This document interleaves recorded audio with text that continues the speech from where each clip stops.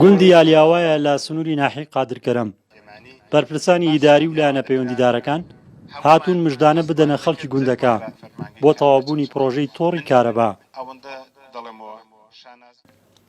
ئەم گوندە بەر شاڵاویان فال کەوتووە و لە دوای پرۆسەی ئازادکردنی عێراقەوە دووبارە ئاوادان کراوەتەوە. پاش نزیکی 20 ساڵ کارەبای نیشتیمانیان پێگەێنرا. دانیشتوانەکەشی دەڵێن لە ڕووی خزمەتگوزاریەوە گوندەکانی ناوچەکە فەرامۆش کراون ئەوەش بە هۆکاری چۆڵبوونی گوندەکان ناو دەبن.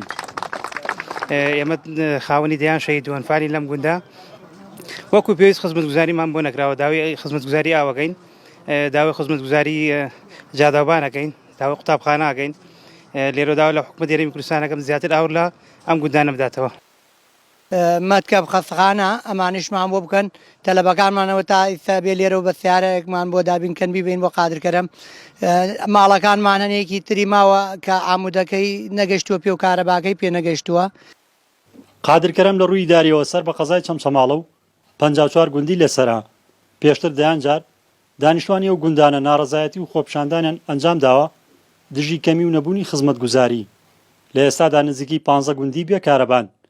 پرۆژەی ئەم گوندەش لەسەر بودجەی داهاتی بەڕێوەبەراتی کارەبای چەمچەماڵ بووە و بڕی 85 ملیۆن دیناری تێچووە.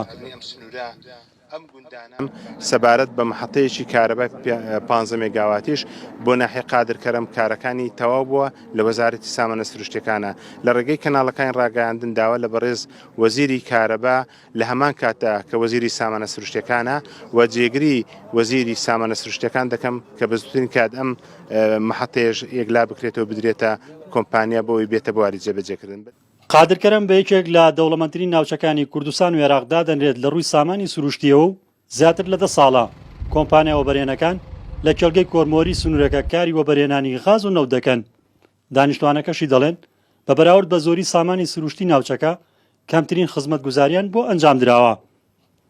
ڕزگار جەبار کێنێن ناحی قادرکەرەم.